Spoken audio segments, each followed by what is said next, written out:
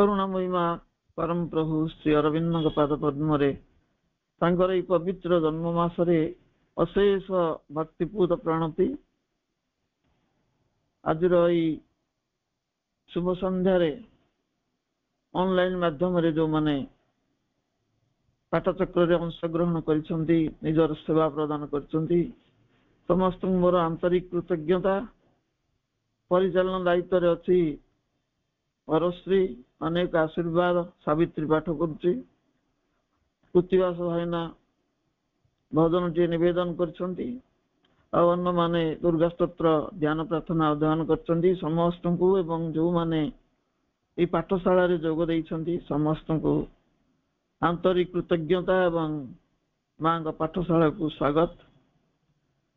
ଯେହେତୁ ଭଗବାନ ଶ୍ରୀକୃଷ୍ଣଙ୍କର ଜନ୍ମ ଦିବସ ପାଳିତ ହେଇଛି, ଶ୍ରୀ ଅରବିନ୍ଦଙ୍କର ଜନ୍ମ ଦିବସ, ଆଜି ସେଇ ପ୍ରସଙ୍ଗରେ ଆଲୋଚନାଟି ଉପସ୍ଥାପିତ ହେଉଛି। ଶ୍ରୀ ଅରବିନ୍ଦଙ୍କ ଚେତନାରେ ଶ୍ରୀକୃଷ୍ଣ ସୃଷ୍ଟିକୁ ସ୍ପର୍ଶ କରିଛି ପବିତ୍ର ଅଗଷ୍ଟ ମାସ, ଓଡ଼ିଆ ପଞ୍ଜିକା ଅନୁସାରେ ଭାଦ୍ରବ ମାସ। ଏହି ମାସରେ ତିନି ଜଣ ମହାଦେବତାଙ୍କର, ତିନି ଜଣ ବିଶ୍ୱ ଦେବତାଙ୍କର ଆବିର୍ଭାବ ଉତ୍ସବ ପାଳିତ ହେଉଛି। ଶ୍ରୀ ବଳଭଦ୍ର, ଶ୍ରୀକୃଷ୍ଣ ଏବଂ ଶ୍ରୀ ଅରବିନ୍ଦ।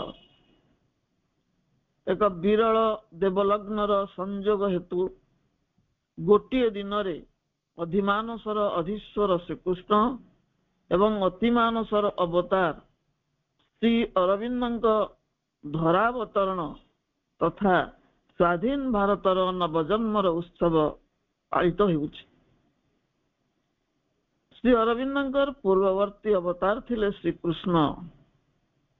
କାରାକକ୍ଷରେ ସେ ପ୍ରେରିତ କରିଥିଲେ ଶ୍ରୀ ଅରବିନ୍ଦଙ୍କୁ ସନାତନ ଧର୍ମର ସଂରକ୍ଷଣ ଓ ପ୍ରସାର ପାଇଁ। ପରମାତ୍ମା ଶ୍ରୀକୃଷ୍ଣ ଥିଲେ ତାଙ୍କରି ଅନ୍ତରାତ୍ମା। ସେହି ଆନ୍ତର ପ୍ରେରଣାରେ ଶ୍ରୀ ଅରବିନ୍ଦ ସମସ୍ତ କାର୍ଯ୍ୟ ସମ୍ପାଦନ କରି ଚାଲିଥିଲେ। ଶ୍ରୀକୃଷ୍ଣଙ୍କୁ ଆନନ୍ଦର ଅବତାର ଭାବେ ଶ୍ରୀ ଅରବିନ୍ଦ ଉଲ୍ଲେଖ କରିଛନ୍ତି। The boy with the flute is Sri Krishna. The Lord descended into the world play from the divine Ananda. ବଂଶୀଧାରୀ ସେ ବାଳକ ହେଉଛନ୍ତି ଭଗବାନ ଶ୍ରୀକୃଷ୍ଣ। ଦିବ୍ୟ ଆନନ୍ଦ ମଧ୍ୟରୁ ଜାଗତିକ ଲୀଳା ମଧ୍ୟକୁ ଅବତରଣ କରି ଆସିଥିଲେ।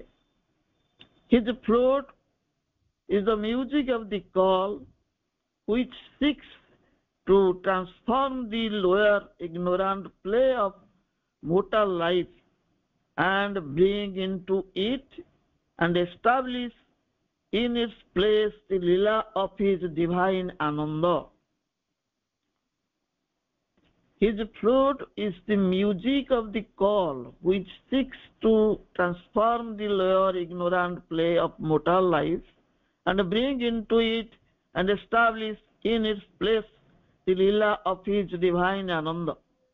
ତାଙ୍କ ବଂଶୀର ସାଙ୍ଗୀତିକ ଆହ୍ୱାନ ମରଣଶୀଳ ଜୀବନର ଅଜ୍ଞ ଲୀଳାର ରୂପାନ୍ତର ଏବଂ ତା ସ୍ଥାନରେ ତାଙ୍କ ଦିବ୍ୟ ଆନନ୍ଦର ଲୀଳା ପ୍ରତିଷ୍ଠା ପାଇଁ ଉଦ୍ଦିଷ୍ଟ। ତାଙ୍କର ବଂଶୀ ଧ୍ୱନିର ଅର୍ଥ ଏହା, ଏଇ ଯୋଉ ମରଣଶୀଳ ଜୀବନ, ତାର ଯୋଉ ଅଜ୍ଞ ଲୀଳା ଚାଲିଛି, ତାର କିଭଳି ରୂପାନ୍ତର ହବ ଏବଂ ତା ସ୍ଥାନରେ ଦିବ୍ୟ ଆନନ୍ଦର ଲୀଳା କିଭଳି ପ୍ରତିଷ୍ଠିତ ହବ। Krishna as a Godhead is the Lord of Ananda, love and bhakti. Krishna ଆନନ୍ଦ, ପ୍ରେମ ଓ ଭକ୍ତିର ଦେବତା। As an incarnation, he manifests the union of wisdom and works and leads the earth evolution through this towards union with the divine by ananda, love and bhakti.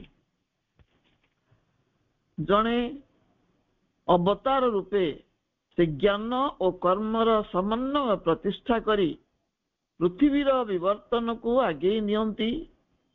ପରମଙ୍କ ସହ ଆନନ୍ଦ, ପ୍ରେମ ଓ ଭକ୍ତି ମାଧ୍ୟମରେ ମିଳନ ପାଇଁ ସେ ହେଉଛନ୍ତି ଗୋଟେ ଅବତାର।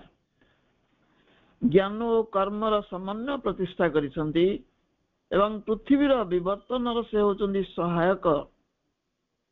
ସେ ବିବର୍ତ୍ତନକୁ ଆଗେଇ ନେଇଛନ୍ତି ପରମାତ୍ମାଙ୍କ ସହ ଆନନ୍ଦ, ପ୍ରେମ ଓ ଭକ୍ତି ମାଧ୍ୟମରେ ମିଳିତ ହେବା ପାଇଁ। Krishna is the eternal personality of Ananda. Because of him, all creation is possible. Because of his play, because of his delight, because of his sweetness. ପ୍ରଭୁ ଲେଖୁଛନ୍ତି କୃଷ୍ଣଙ୍କ ସମ୍ବନ୍ଧରେ, କୃଷ୍ଣ ହେଉଛନ୍ତି ଆନନ୍ଦର ଶାଶ୍ୱତ ପୁରୁଷ। ତାଙ୍କ ଯୋଗୁଁ ସମଗ୍ର ସୃଷ୍ଟି ସମ୍ଭବ ହୋଇଛି। ଏହା ସମ୍ଭବ ହୋଇଛି ତାଙ୍କର ଲୀଳା, ତାଙ୍କର ଆନନ୍ଦ ଏବଂ ମାଧୁର୍ଯ୍ୟ ଯୋଗୁଁ। The Krishna of the Gita is the transcendent Godhead, Paramatma, Param Brahma, Purushottama, the cosmic deity, master of the universe, Vasudeva, who is all, emanate in the heart of all creatures. The Krishna of the Gita is the transcendent Godhead, Paramatma, Param Brahma, Purushottama, the cosmic deity, master of the universe, Vasudeva, who is all, immanent in the heart of all creatures. ଗୀତାର କୃଷ୍ଣ ହେଉଛନ୍ତି ଅନନ୍ତ ଦେବ ମୂର୍ତ୍ତି। ଗୀତାର କୃଷ୍ଣ ହେଉଛନ୍ତି ଅନନ୍ତ ଦେବ ମୂର୍ତ୍ତି, ପରମାତ୍ମା, ପରମ ବ୍ରହ୍ମ, ପୁରୁଷୋତ୍ତମ। ସେ ବିଶ୍ୱ ଦେବତା, ସମଗ୍ର ସୃଷ୍ଟିର ଅଧୀଶ୍ୱର। ବାସୁଦେବ ସର୍ବମିତି, ସକଳ ପ୍ରାଣୀଙ୍କ ହୃଦୟରେ ସେ ଅବତୀର୍ଣ୍ଣ। The Krishna of Vrindavana is the Godhead who was incarnated at Vrindavana, Dwaraka and Kurukshetra. ବୃନ୍ଦାବନରେ ଅବତୀର୍ଣ୍ଣ କୃଷ୍ଣ ହେଉଛନ୍ତି ସେହି ଦେବତା ଯେ କି ଏକାଧାରରେ ବୃନ୍ଦାବନ, କୁରୁକ୍ଷେତ୍ର ଏବଂ ଦ୍ୱାରକାରେ ଅବତୀର୍ଣ୍ଣ ହୋଇଥିଲେ। ଏକାଧାରରେ ବୃନ୍ଦାବନରେ ମଧ୍ୟ ଅବତୀର୍ଣ୍ଣ ହୋଇଥିଲେ ଏବଂ କୁରୁକ୍ଷେତ୍ର ଆଉ ଦ୍ୱାରକାରେ ମଧ୍ୟ ଅବତୀର୍ଣ୍ଣ ହୋଇଥିଲେ। ପ୍ରଭୁ ଶ୍ରୀ ଅରବିନ୍ଦ କହୁଛନ୍ତି, but we have seen Krishna, know him for a boy of play and child full of mischief and happy laughter. But we have seen Krishna, know him for a boy of play and a child full of mischief and happy laughter. କିନ୍ତୁ ଆମେ କୃଷ୍ଣଙ୍କୁ ଦେଖୁ ଏବଂ ଜାଣୁ ଏକ କ୍ରୀଡ଼ା ଚପଳ ବାଳକ, ଶିଶୁ ସୁଲଭ ଦୁଷ୍ଟାମୀରେ ପରିପୂର୍ଣ୍ଣ ଏବଂ ହର୍ଷ ଓ ଆନନ୍ଦର ପ୍ରତିମୂର୍ତ୍ତି ଭାବେ। Krishna opening the overmind made it possible for the attempt at bringing supermind to the earth to be made. Krishna opening the overmind made it possible for the attempt at bringing supermind to the earth to be made. ଶ୍ରୀକୃଷ୍ଣଙ୍କର ଅଧିମାନସ ପରିପ୍ରକାଶ ନିଶ୍ଚିତ ଭାବରେ ଅତିମାନସର ପାର୍ଥିବ ଅବତରଣ ପାଇଁ ଉଦ୍ୟମକୁ ସମ୍ଭବ କରିଛି। ଶ୍ରୀକୃଷ୍ଣଙ୍କର ଅଧିମାନସ ପରିପ୍ରକାଶ ଯୋଗୁଁ ଅତିମାନସର ଅବତରଣ ନିଶ୍ଚିତ ହୋଇଛି। ଶ୍ରୀକୃଷ୍ଣ ହେଉଛନ୍ତି ପ୍ରେମ ଓ ଆନନ୍ଦର ଘନୀଭୂତ ଅଭିବ୍ୟକ୍ତି।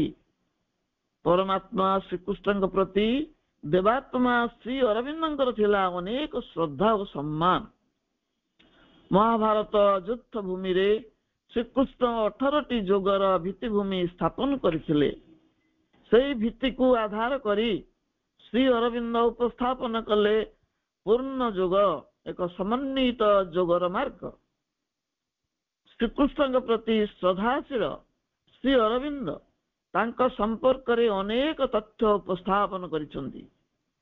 କୃଷ୍ଣ ଶୀର୍ଷକ କବିତା ବ୍ୟତୀତ ଶ୍ରୀ ଅରବିନ୍ଦ ଶ୍ରୀକୃଷ୍ଣ ଶିରୋନାମାରେ ଏକ କ୍ଷୁଦ୍ର ପୁସ୍ତକ ମଧ୍ୟ ରଚନା କରିଛନ୍ତି। ଶ୍ରୀକୃଷ୍ଣ ଏବଂ ତାଙ୍କର ହ୍ଲାଦିନୀ ଶକ୍ତି ଶ୍ରୀରାଧାଙ୍କ ମଧ୍ୟରେ ଥିବା ଅପାର୍ଥିବ ପ୍ରେମକୁ ନେଇ ଭକ୍ତି ଯୁଗର ବୈଷ୍ଣବ ସାହିତ୍ୟ ସମୃଦ୍ଧ ହେଇଛି।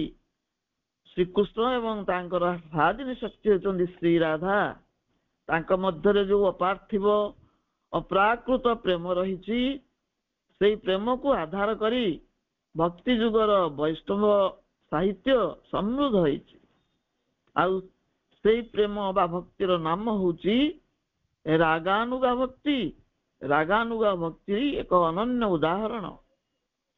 Shrikrishna with Radha is the symbol of divine love. The flute is the call of the divine love. Radha କୃଷ୍ଣଙ୍କର ଯୁଗ ମୂର୍ତ୍ତି ହେଉଛି ଦିବ୍ୟ ପ୍ରେମର ପ୍ରତୀକ ଏବଂ ମୋହନ ବଂଶୀର ଅନାହତ ଧ୍ୱନି ହେଉଛି ଦିବ୍ୟ ପ୍ରେମର ଆହ୍ୱାନ। ଅଧିମାନସର ଅବତରଣ ପରେ ଶ୍ରୀ ଅରବିନ୍ଦ ଅତିମାନସ ସିଦ୍ଧି ପାଇଁ ସାଧନାରତ ଥିବା ବେଳେ ଶ୍ରୀକୃଷ୍ଣ ଶୀର୍ଷକ କବିତାଟିଏ ରଚନା କରିଥିଲେ। ଏହା ଏକ ସନେଟ ବା ଚତୁର୍ଦ୍ଦଶପଦୀ କବିତା। ଜନ୍ମାଷ୍ଟମୀ ଉପଲକ୍ଷେ, ଗତକାଲି ଜନ୍ମାଷ୍ଟମୀ ପାଳିତ ହୋଇଛି, ଆଜି ମଧ୍ୟ କେତେକ ସ୍ଥାନରେ ପାଳିତ ହେଉଛି। ସେଇ ଉପଲକ୍ଷେ ଆଜି ସେଇ କବିତାଟି ଭଗବାନ ଶ୍ରୀକୃଷ୍ଣଙ୍କ ଉଦ୍ଦେଶ୍ୟରେ ଉପସ୍ଥାପିତ ହେଉଛି, କାରଣ ଆକୁ ଶ୍ରୀ ଅରବିନ୍ଦ ହିଁ ଲେଖିଛନ୍ତି। At last I find a meaning of soul's birth into this universe terrible and sweet. I, who have felt the hungry heart of the earth, aspiring beyond heaven to Krishna's feet. At last I find a meaning of soul's birth into this universe terrible and sweet. I, who have felt the hungry heart of the earth, aspiring beyond heaven to Krishna's feet. जीवात्मार जन्म रहस्य मु अवशेषे कलि आविष्कार। जीवात्मार जन्म रहस्य मु अवशेषे कलि आविष्कार। विश्वर से भयानक गर्भगृह भीतिप्रद पुणी सुमधुर। क्षुधार्थ धरित्रीर आर्त करिछि मुझे अनुभव। आकुल आस्पृहा हृदय तार होई सारिछि उद्भव। सरगर परपारे केते दूरे श्रीकृष्ण चरण। सेपाद परस पाई आकुलित धरणी पराण।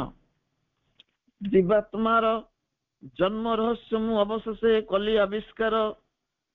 विश्वर से भयानक गर्भ थिला भीतिप्रद पुणी सुमधुर। क्षुधार्थ धरित्रीर आर्त करिछि मुझे अनुभव। आकुल आस्पृहा हृदय तार होई पारिछि उद्भव। सरगर परपारे केते दूरे श्रीकृष्ण चरण। सेपाद परस पाई व्याकुलित धरणी पराण। उल्लिखित पदटीरे पृथ्वीर गर्भगृहरे जीवात्मार जन्म रहस्य पुनश्च जुगावधि क्षुधार्थ धरित्री मार आकुल आस्पृहा संपर्क आलोकपात करा जायछि। जीवात्मा जन्म नहीं पृथ्वीर गर्भगृहरे। धरित्री माँ आकुल प्रार्थना करुछि। पुनश्च प्रभु उल्लेख करुछन्ति अनधिगम्य से सरगर सेपारी रे थिबा परमात्मा श्रीकृष्णଙ୍କ चरण स्पर्श पाई आकुल आवेदन प्रकाश करुछि। जुगावधि प्रतीक्षारत ए धरित्री। धरित्री आह्वान करुछि, आवाहन करुछि। बहु ऊर्ध्वरे अछन्ति परमात्मा श्रीकृष्ण। अनधिगम्य से सरगर परपारे परमात्मा श्रीकृष्णଙ୍କର चरण स्पर्श रहिछि। तेणु से स्पर्श पाई आवेदन प्रकाश करुछि। जुगावधि प्रतीक्षा करिथिबा ए धरित्री माता। विश्व बुकुरे मानवर आविर्भाव दिन ठारू एक असमाहित प्रश्नवाची अद्यावधि उज्जीवित होई रही आसीछि। बहु विज्ञ प्राज्ञ शास्त्रविद विद्वान पंडित मानकर प्रचेष्टा यार यथार्थ उत्तर प्राप्त करी नाही। मनीष पृथ्वी रे देखा दिला दिन ठारू କଣ ଗୋଟିଏ ଅସମାହିତ ପ୍ରଶ୍ନର ସମ୍ମୁଖୀନ ହେଇଛି, ତାର ଉତ୍ତର ଏପର୍ଯ୍ୟନ୍ତ କେହି ପାଇନାହାନ୍ତି। ତାହା ହଉଛି ଜୀବାତ୍ମା ଜନ୍ମ ରହସ୍ୟର ପ୍ରହେଳିକା। ଜୀବାତ୍ମା ଜନ୍ମ ରହସ୍ୟର ପ୍ରହେଳିକା। ଜୀବାତ୍ମା କିଏ, କେଉଁଠୁ ଆସେ, କାହିଁକି ଜନ୍ମ ନିଏ, ପରିଶେଷରେ ଏ ରହସ୍ୟକୁ ଉନ୍ମୋଚନ କରିଛନ୍ତି ପ୍ରଜ୍ଞା ପୁରୁଷ ଶ୍ରୀ ଅରବିନ୍ଦ। ଏ ରହସ୍ୟକୁ ଶ୍ରୀ ଅରବିନ୍ଦ ହିଁ ଉଦ୍ଘାଟନ କରିଛନ୍ତି। ସେଥିପାଇଁ ସେ ଉଲ୍ଲେଖ କରିଛନ୍ତି, at last I find a meaning of soul's birth। ଜୀବାତ୍ମା ଜନ୍ମ ରହସ୍ୟକୁ ଅବଶେଷେ କଲି ଆବିଷ୍କାର। ସେଇ ରହସ୍ୟର ଅନୁସନ୍ଧାନରେ ତାଙ୍କୁ ଅବଚେତନାର ଅନ୍ଧକାରାଚ୍ଛନ୍ନ ଗର୍ଭଗୃହକୁ ପ୍ରବେଶ କରିବାକୁ ପଡ଼ିଛି। ସେ ଗର୍ଭଗୃହ ଥିଲା ଅତ୍ୟନ୍ତ ଭୟଙ୍କର, ତଥାପି ମଧୁରତାର ଏକ କ୍ଷୀଣ ସ୍ପର୍ଶ କେଉଁଠି ଅବଗୁଣ୍ଠିତ ହୋଇ ରହିଥିଲା। ଯୋଉ ଅବଚେତନାର ଅନ୍ଧକାର ଗୃହକୁ ଶ୍ରୀ ଅରବିନ୍ଦ ପ୍ରବେଶ କଲେ, ସେଠି କଣ ଆବିଷ୍କାର କଲେ? ଦେଖିଲେ ସେ ଗର୍ଭଗୃହଟି ଅନ୍ଧକାରାଚ୍ଛନ୍ନ ଏବଂ ଭୟଙ୍କର, ତଥାପି ସେଇ ଭୟଙ୍କର ତାର ଆବରଣ ତଳେ କୋଉଠି ଗୋଟିଏ ମଧୁରତାର କ୍ଷୀଣ ସ୍ପର୍ଶ ରହିଛି। ସନ୍ତାନ ସମ୍ଭବା ମାର ଗର୍ଭାଶୟ ଭଳି ଏହା ତିକ୍ତ ଓ ମଧୁରତାର ଏକ ମିଶ୍ର ଅନୁଭବ ଥିଲା। ମାନୁଷୀ ମାର ଗର୍ଭଗୃହରେ ଆତ୍ମାଟିଏ ସ୍ଥାନିତ ହୋଇ ସୃଷ୍ଟିର ଆଲୋକ ପାଇଁ ବ୍ୟାକୁଳ ହେଲା ଭଳି ଧରିତ୍ରୀ ମାର ଜଠର ମଧ୍ୟରେ ସୃଷ୍ଟିର ସମ୍ଭାବନା ଗୁଡିକ ଗର୍ଭିତ ହୋଇ ରହିଥାନ୍ତି। ମାନୁଷୀ ମା ଗର୍ଭରେ ଶିଶୁ ରହିଲା ଭଳି ଧରିତ୍ରୀ ମାର ଜଠର ମଧ୍ୟରେ ମଧ୍ୟ ସୃଷ୍ଟିର ଅନେକ ସମ୍ଭାବନା ଗର୍ଭିତ ହୋଇକି ରହିଥାନ୍ତି। ମାର ସନ୍ତାନ ପ୍ରାପ୍ତିର କ୍ଷୁଧା ଭଳି ଧରିତ୍ରୀ ମାର ମଧ୍ୟ ସେଇଭଳି ମାତୃତ୍ୱର ଆକାଂକ୍ଷା ଥିଲା। ପୃଥିବୀ ଆତ୍ମା ସହ ଏକାତ୍ମ ପରମ ପ୍ରଭୁ ଶ୍ରୀ ଅରବିନ୍ଦ ଆର୍ତ ଧରଣୀର ସେ ବେଦନାକୁ ଉପଲବ୍ଧି କରି ସୃଷ୍ଟିର ପ୍ରହେଳିକା ଅର୍ଥାତ୍ ଜୀବାତ୍ମାର ଜନ୍ମ ରହସ୍ୟ ଉଦ୍ଘାଟନ ପାଇଁ ପ୍ରୟାସ କରି ସଫଳ ହୋଇଛନ୍ତି। ବିଶ୍ୱାତ୍ମା ଶ୍ରୀ ଅରବିନ୍ଦ ପୃଥିବୀ ଆତ୍ମା ସହ ସେ ଏକାତ୍ମ, ସେ ଆର୍ତ ଧରଣୀର ବେଦନାକୁ ଉପଲବ୍ଧି କଲେ ଏବଂ ସୃଷ୍ଟିର ପ୍ରହେଳିକା ଅର୍ଥାତ୍ ଜୀବାତ୍ମାର ଜନ୍ମ ରହସ୍ୟ ଉଦ୍ଘାଟନ ପାଇଁ ପ୍ରୟାସ କଲେ ଏବଂ ସଫଳ ମଧ୍ୟ ହେଲେ। If we go a little way within ourselves, we shall discover that there is in each of us a consciousness that has been living throughout the ages and manifesting in a multitude of forms. If we go a little way within ourselves, we shall discover that there is in each of us a consciousness that has been living throughout the ages and manifesting in a multitude of forms. ଆମେ ଯଦି ଆମର ଆନ୍ତରସତ୍ତା ମଧ୍ୟକୁ ପ୍ରବେଶ କରିବା, ଆମେ ଦେଖିବା ଯେ ଆମ ପ୍ରତ୍ୟେକଙ୍କ ମଧ୍ୟରେ ଏକ ଚେତନା ଅବସ୍ଥାନ କରିଛି, ଯାହା ଯୁଗ ଯୁଗ ଧରି ବିବିଧ ଆକାର ଧାରଣ କରି ଆତ୍ମପ୍ରକାଶ କରୁଛି। ଏହା ହିଁ ଜୀବାତ୍ମାର ପୂର୍ଣ୍ଣ ପୂର୍ଣ୍ଣ ଜନ୍ମ ନେବାର ରହସ୍ୟ। ପ୍ରତ୍ୟେକ ଯୁଗରେ ଶଶାଗରା ଧରିତ୍ରୀ ତାର ଯୁଗ ଯନ୍ତ୍ରଣା ପୀଡ଼ିତ ସନ୍ତାନ ମାନଙ୍କ ସହିତ ସେଇ ପରମଙ୍କ ପାବନ ପଦପାତ ପାଇଁ ଅନିର୍ବାଣ ଆସ୍ପୃହାର ଅଗ୍ନି ପ୍ରଜ୍ୱଳିତ କରି ପ୍ରତୀକ୍ଷା କରିଥାଏ। ପ୍ରତ୍ୟେକ ଯୁଗରେ ଶଶାଗରା ଧରିତ୍ରୀ ତାର ଯୁଗ ଯନ୍ତ୍ରଣା ପୀଡ଼ିତ ସନ୍ତାନ ମାନଙ୍କ ସହିତ ସେଇ ପରମଙ୍କ ପାବନ ପଦପାତ ପାଇଁ ଅନିର୍ବାଣ ଆସ୍ପୃହାର ଅଗ୍ନି ପ୍ରଜ୍ୱଳିତ କରି ପ୍ରତୀକ୍ଷା କରିଥାଏ। କବିତାର ପ୍ରଥମ ପଦରେ ଜୀବାତ୍ମାର ଜନ୍ମ ରହସ୍ୟ, ସେ ରହସ୍ୟ ଉଦ୍ଘାଟନ ପାଇଁ ମହାଯୋଗୀଙ୍କର ନିଶ୍ଚେତନା ମଧ୍ୟକୁ ଯୋଗଯାତ୍ରା 1 minute.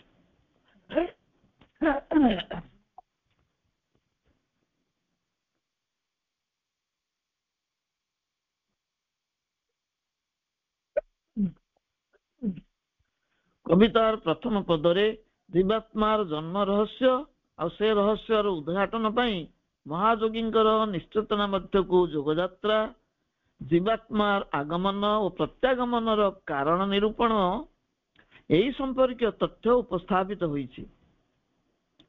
ପାର୍ଥିବ ସ୍ପୃହାର ପ୍ରତିନିଧି ସ୍ୱରୂପ ଶ୍ରୀ ଅରବିନ୍ଦ ଅବତରଣ କରି ଆଣିଛନ୍ତି ପରମାତ୍ମା ଶ୍ରୀକୃଷ୍ଣଙ୍କୁ। ପୃଥିବୀ ଯେହେତୁ ଆସ୍ପୃହା କରିଛି ତାଙ୍କର ଚରଣ ସ୍ପର୍ଶ ପାଇଁ, ସେଇ ପୃଥିବୀ ଆସ୍ପୃହାର ପ୍ରତିନିଧି ହେଉଛନ୍ତି ଶ୍ରୀ ଅରବିନ୍ଦ ସ୍ୱୟଂ। ସେ ଅବତରଣ କରି ଆଣିଛନ୍ତି ପରମାତ୍ମା ଶ୍ରୀକୃଷ୍ଣଙ୍କୁ, ଯଦିଓ ସ୍ଥୂଳ ରୂପରେ ନୁହେଁ, ଏକ ଚେତନାଗତ ଭାବରେ। ତାହା ହେଉଛି ଅଧିମାନସ ଚେତନା।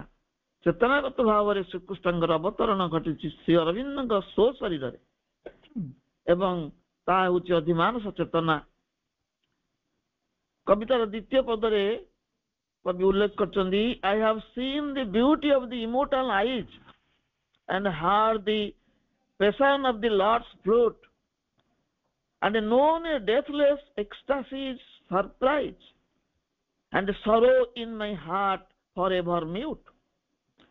I have seen the beauty of the immortal eyes and heard the passion of the Lord's flute and known a deathless ecstasy's surprise and sorrow in my heart forever mute.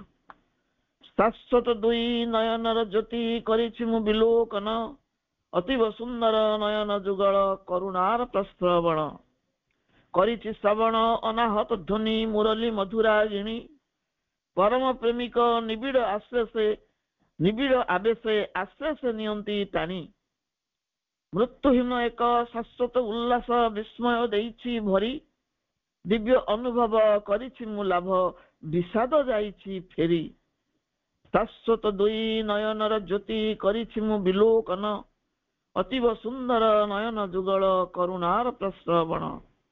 କରିଛି ଶ୍ରବଣ ଅନାହତ ଧ୍ୱନି ମୁରଲି ମଧୁରାଗିଣୀ, ପରମ ପ୍ରେମିକ ନିବିଡ଼ ଆବେଶେ ଆଶ୍ରେଷ ନିଅନ୍ତି ଟାଣି। ମୃତ୍ୟୁହୀନ ଏକ ଶାଶ୍ୱତ ଉଲ୍ଲାସ ବିସ୍ମୟ ଦେଇଛି ଭରି, ଦିବ୍ୟ ଅନୁଭବ କରିଛି ମୁଁ ଲାଭ ବିଷାଦ ଯାଇଛି ଫେରି। ନିଜେ ତ ବିଷାଦ ବିଷନ୍ନ ହୋଇଛି ଚିରକାଳ ପାଇଁ ମୌନ, ପରମ ପ୍ରେମର ଦିବ୍ୟ ଆଲିଙ୍ଗନ ଜୀବନ କରିଛି ଧନ୍ୟ। ଶ୍ରୀ ଅରବିନ୍ଦଙ୍କର ଏହି ଅନନ୍ୟ ଅନୁଭବଟି ପ୍ରାପ୍ତ ହୋଇଥିଲା ଆଲିପୁରର ନିର୍ଜନ କାରାକକ୍ଷରେ। କାଳ କୋଠରୀରେ ଆବିର୍ଭୂତ ହୋଇଥିଲେ ଯୋଗେଶ୍ୱର ଶ୍ରୀକୃଷ୍ଣ। ସେ ଥିଲେ ସୌନ୍ଦର୍ଯ୍ୟ ମାଧୁର୍ଯ୍ୟର କମନୀୟ କାନ୍ତିମୟ ପୁରୁଷ। ତାଙ୍କର ଶାଶ୍ୱତ ଚକ୍ଷୁ ଯୁଗଳରୁ ଝରି ପଡୁଥିଲା ଆନନ୍ଦର ଜ୍ୟୋତି। ପଦ୍ମ ପାଖୁଡା ସଦୃଶ ନୟନ ଦ୍ୱୟ ଥିଲା କରୁଣାର ବରୁଣାଳୟ। ବିଜନ କାରାକକ୍ଷଟି ବିଧ୍ୱନିତ ହୋଇ ଉଠୁଥିଲା ଅଲୌକିକ ବଂଶୀର ଅନାହତ ଧ୍ୱନିରେ। ମୁରଲୀର ମଧୁମୂର୍ଚ୍ଛନାରେ ମନ୍ତ୍ରମୁଗ୍ଧ କବି ନିସ୍ତବ୍ଧ ଭାବ ରାଜ୍ୟରେ ପ୍ରବେଶ କରି ଉପଲବ୍ଧି କରୁଛନ୍ତି ଶାଶ୍ୱତଙ୍କର ନିବିଡ଼ ଆଶ୍ରେଷ। ମୁରଲୀର ମଧୁମୂର୍ଚ୍ଛନା ଯେତେବେଳେ ଶ୍ରବଣ କରିଛନ୍ତି ଶ୍ରୀ ଅରବିନ୍ଦ, ସେଇ କାଳ କୋଠରୀ ମଧ୍ୟରେ ସେ ମନ୍ତ୍ରମୁଗ୍ଧ ହେଇଯାଇଛନ୍ତି, ନିସ୍ତବ୍ଧ ଭାବ ରାଜ୍ୟକୁ ପ୍ରବେଶ କରି ଯାଇଛନ୍ତି ଏବଂ ସେଠାରେ ଉପଲବ୍ଧି କରୁଛନ୍ତି ଶାଶ୍ୱତଙ୍କର ନିବିଡ଼ ଆଶ୍ରେଷ ବା ଆଲିଙ୍ଗନ, ପରମ ପ୍ରେମିକଙ୍କର ପ୍ରୀତିଭରା ଆଲିଙ୍ଗନ। ତାଙ୍କୁ ଆକର୍ଷି ନେଇଛି ଏକ ବିସ୍ମୟକର ଚିରନ୍ତନ ଉଲ୍ଲାସ ମଧ୍ୟକୁ ସେହି ଆଲିଙ୍ଗନ। ବିରଳ ଅତୀନ୍ଦ୍ରିୟ ଜଗତର ସେହି ଅଲୌକିକ ଅନୁଭବ ମଧ୍ୟରେ କାରାକଷ୍ଟର ସମସ୍ତ ବେଦନା ଅନ୍ତର୍ହିତ ହେଇଯାଇଛି। କାରାକଷ୍ଟ ଆଉ ଅନୁଭବ କରିନାହାନ୍ତି ପ୍ରଭୁ। ସେଇ ଅଲୌକିକ ଅନୁଭବ ତାଙ୍କର ଆସିଛି ପରମଙ୍କର ଆଶ୍ରେଷ ମାଧ୍ୟମରେ। କେଉଁ ଐନ୍ଦ୍ରଜାଲିକର କୁହୁକ ସ୍ପର୍ଶରେ ସ୍ୱୟଂ ବିଷାଦ ବିଷନ୍ନତା ମଧ୍ୟରେ ଅବଲୁପ୍ତ ହେଇଯାଇଛି। ବିଷାଦ ନିଜେ ବିଷନ୍ନତା ମଧ୍ୟରେ ଅବଲୁପ୍ତ ହେଇଛି। ପ୍ରଭୁ କହୁଛନ୍ତି Shrikrishna came to me, he gave his strength and power। Shrikrishna ମୋ ସମ୍ମୁଖରେ ଆବିର୍ଭୂତ ହେଲେ, ସେ ତାଙ୍କ ଶକ୍ତି ସାମର୍ଥ୍ୟକୁ ମୋ ଭିତରେ ଢାଳି ଦେଲେ। ଏହା ଉପଲବ୍ଧି କରି ପ୍ରଭୁ କହୁଛନ୍ତି my yoga is a lila of Kali and Krishna. My yoga is a lila of Kali and Krishna. ମୋ ଯୋଗ କାଳୀ ଏବଂ କୃଷ୍ଣଙ୍କର ଲୀଳା। କାଳୀଙ୍କର ସଂହାର ଲୀଳା, ରଣହୁଙ୍କାର, ଯୁଦ୍ଧଂ ଦେହି ଡାକରା। ଶ୍ରୀକୃଷ୍ଣଙ୍କର ରାସଲୀଳା, ପ୍ରେମ ଓ ମାଧୁର୍ଯ୍ୟର ଲୀଳା, ଅର୍ଥାତ୍ ଧ୍ୱଂସ ଓ ରାସର ଅଲୌକିକ ସମ୍ମିଳନ। ଧ୍ୱଂସ ଓ ରାସ, କାଳୀଙ୍କର ଧ୍ୱଂସ ଆଉ ଶ୍ରୀକୃଷ୍ଣଙ୍କର ରାସ, ଏ ଗୋଟେ ଅଲୌକିକ ସମନ୍ୱୟ ଘଟିଛି। ଶ୍ରୀକୃଷ୍ଣଙ୍କ ପ୍ରତି ଶ୍ରଦ୍ଧାଶୀଳ ଶ୍ରୀ ଅରବିନ୍ଦ ଅନେକ କବିତା ରଚନା କରିଛନ୍ତି, ଯାହାର ଶୀର୍ଷକ କୃଷ୍ଣ ଦି କ୍ରିଟିକ୍। କୃଷ୍ଣ ଦି କ୍ରିଟିକ୍। ଶ୍ରୀକୃଷ୍ଣ ଏକ ମୁକ୍ତ ଛନ୍ଦ ଗୀତି। ତାର ଗୋଟେ ପଦ ଆମେ ଅଧ୍ୟୟନ କରିବା। One is there, self of self, soul of space, fount of time, the heart of hearts, mind of mind, he alone seed sublime। One is there, self of self, soul of space, fount of time, the heart of hearts, mind of mind, he alone seed sublime। एकाकी से विद्यमान सकल आत्मसतार आत्मसता हुई, अखंड भूखंड अनंत अंतरिक्षर केंद्रीय आत्मसता सही, कालर काल चेतनार एकमात्र आदि उत्स रूपे अछंती से विद्यमान सकल हृदयर अधीश्वर हुई। मनर मानस सीए एकमात्र ब्रह्म, महत महिम सीए पुनि चरम परम, महतु महियान अणुठु अणियान, गरिष्ठु गरियान अद्वितीय ब्रह्म। चराचर व्याप्त तांक स्वाधीनी चेतना एक, ससागरा धरित्रीर मुक्त छंदायन। एकाकी से विद्यमान सकल आत्मसतार आत्मसता हुई, अखंड भूखंड ओ अनंत अंतरिक्षर केंद्रीय आत्मसता सही, कालर काल चेतनार एकमात्र आदि उत्स रूपे अछंती से विद्यमान सकल हृदयर अधीश्वर हुई। मनर मानस सीए एकमात्र ब्रह्म, महत महिम सीए पुनि चरम परम, महतु महियान अणुठु अणियान, गरिष्ठु गरियान अद्वितीय ब्रह्म। चराचर व्याप्त तांक ह्लादिनी चेतना एक, ससागरा धरित्रीर मुक्त छंदायन। काराकक्षर अनुभूति वर्णना करी Shri Arvind कहउछंती, He placed Gita in my hand, his strength entered into me, I able to do sadhana of Gita। I was not understood intellectually but realized what Krishna demand from Arjuna। He placed Gita in my hand, his strength entered into me, I able to do sadhana of Gita। I was not understood intellectually but realized what Krishna demand from Arjuna। से मो हातरे स्थापन कले भगवत गीता, मो मध्यरे प्रवेशिला तांक शक्तिमता। गीता वर्णित साधना पाई heli पूर्ण क्षम, बौद्धिक पारदर्शितारे नुहे, हृदय बुझिली मु तार सारमर्म। जेतबेले गीता को लाभ कले भगवान श्री अरविंद, तांक मध्यरे श्रीकृष्णकर समस्त शक्ति प्रवेश कला एवं गीतार जो कष्टकर साधना ता पाई से संपूर्ण क्षम हो उठिले एवं बौद्धिक पारदर्शितार नुहे, हृदय से बुझिले से सारमर्म, गीतार सारमर्म एवं बुझिले ଶ୍ରୀକୃଷ୍ଣ ଅର୍ଜୁନଙ୍କ ଠାରୁ କଣ ଦାବି କରୁଛନ୍ତି? ଦାବି ଥିଲା କ୍ଷୁଦ୍ର ହୃଦୟ ଦୌର୍ବଲ୍ୟ ତ୍ୟକ୍ତ ଉତିଷ୍ଠତ ପରମ ତପଃ। କ୍ଷୁଦ୍ର ହୃଦୟ ଦୌର୍ବଲ୍ୟ ତ୍ୟକ୍ତ ଉତିଷ୍ଠତ ପରମ ତପଃ। କ୍ଷୁଦ୍ର ହୃଦୟର ଦୁର୍ବଳତା ତ୍ୟାଗ କରି ହେ ପରମ ତପସ୍ୱୀ ଉଠ, ଜାଗ୍ରତ ହୁଅ, ତପସ୍ୟା କର, ଯୋଗ କର। ଯୋଗୀର୍ଭବ ତସ୍ମାତ୍ ସର୍ବେଷୁ କାଳେଷୁ ଯୋଗଯୁକ୍ତ ଭବାର୍ଜୁନ। ଯୋଗୀର୍ଭବ ଯୋଦ୍ଧା ଭବ। ଯୋଗୀ ହଉଛି ଯୋଦ୍ଧା, ଯୋଗ ହଉଛି ଯୁଦ୍ଧ। ଉତିଷ୍ଠତ ଜାଗ୍ରତ ପ୍ରାପ୍ତ ବରାନୁଭବ। ଉଠ ଉଠ, ଜାଗ୍ରତ ହୁଅ, ଦିବ୍ୟ ଅନୁଭବ ପ୍ରାପ୍ତ କର।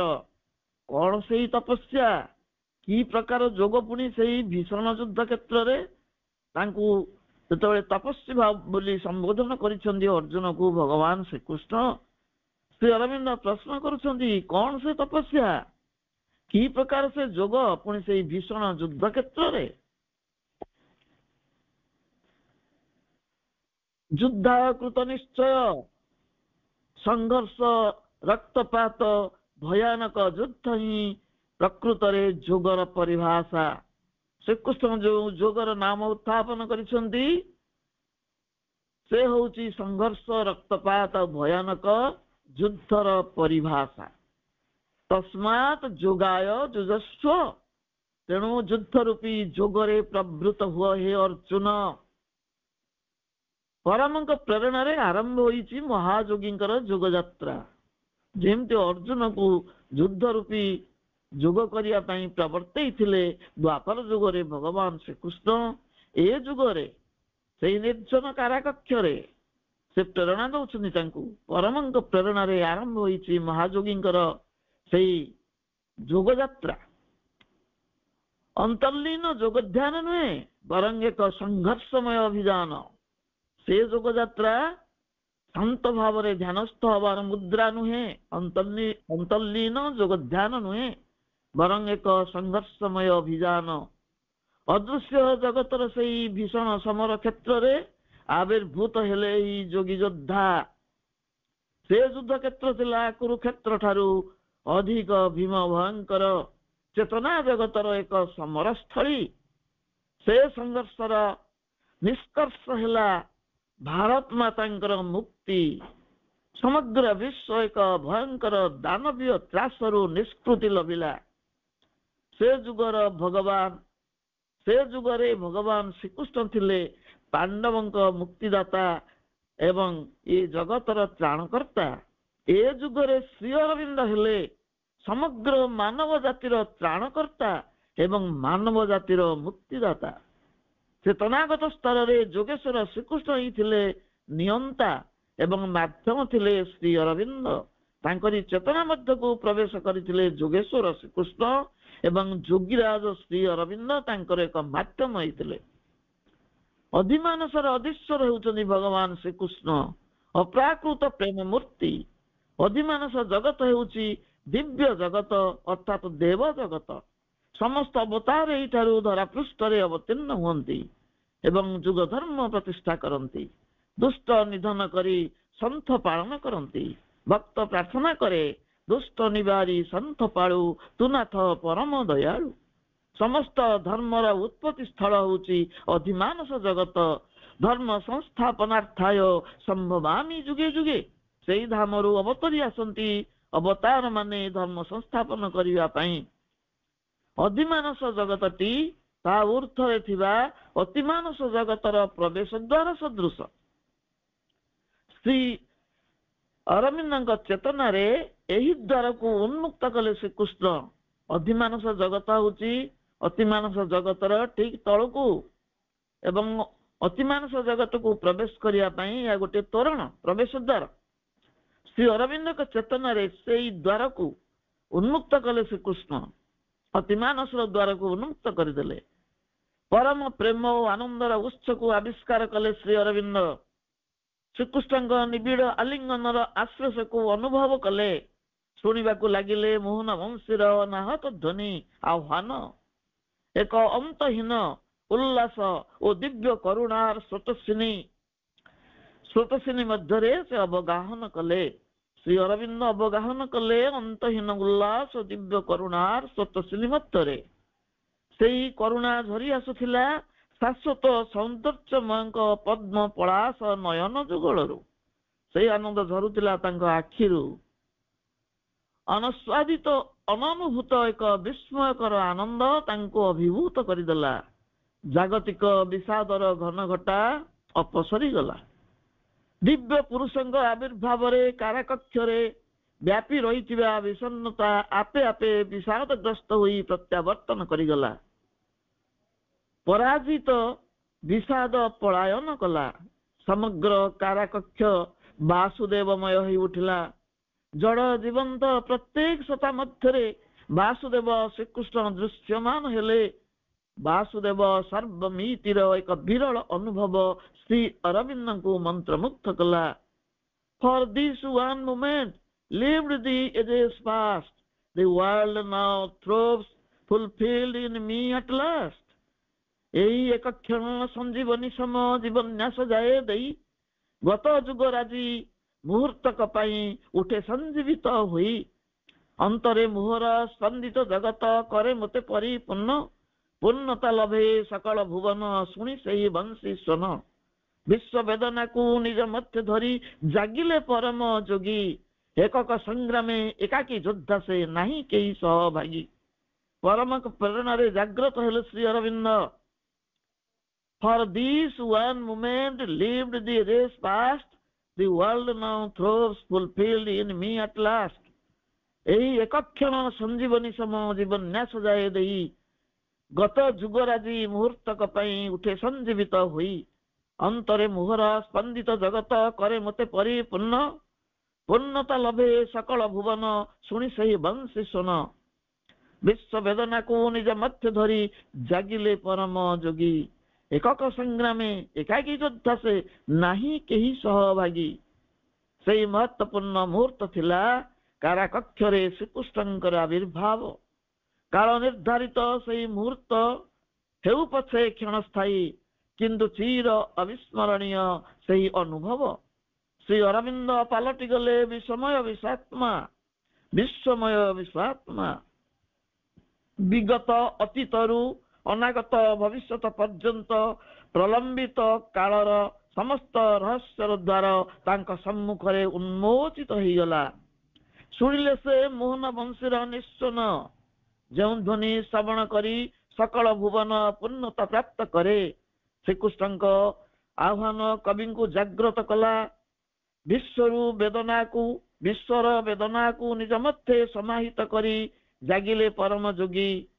ଏକକ ଯୋଦ୍ଧା ରୂପେ ବିଶ୍ୱ ବିଭୀଷିକା ସମ୍ମୁଖରେ ଦଣ୍ଡାୟମାନ ହେଲେ। ସେ ହେଲେ ସମଗ୍ର ମାନବ ଜାତିର ତ୍ରାଣକର୍ତ୍ତା, ପରମ ହିତୈଷୀ ଦରଦୀ ବନ୍ଧୁ। ତାଙ୍କରି ପବିତ୍ର ଜନ୍ମ ମାସର ପାବନ ଲଗ୍ନରେ ଏହି ବକ୍ତବ୍ୟଟି ଭକ୍ତି ଅର୍ଘ୍ୟ ରୂପେ ତାଙ୍କରି ସେହି ସଚିଦାନନ୍ଦ ସ୍ୱରୂପାୟ ଶ୍ରୀକୃଷ୍ଣାରବିନ୍ଦ ଶରଣ ମମ ତାଙ୍କରି ଚରଣରେ ସମର୍ପିତ ଆଜିର ଭକ୍ତି ଅର୍ଘ୍ୟ। ଏହାର ପରବର୍ତ୍ତୀ ଅଂଶ ଆମେ ପରବର୍ତ୍ତୀ ସୁଯୋଗରେ ଉପସ୍ଥାପନ କରିବା। ସମସ୍ତଙ୍କୁ ଧନ୍ୟବାଦ। ବନ୍ଦେ ମାତରମ୍।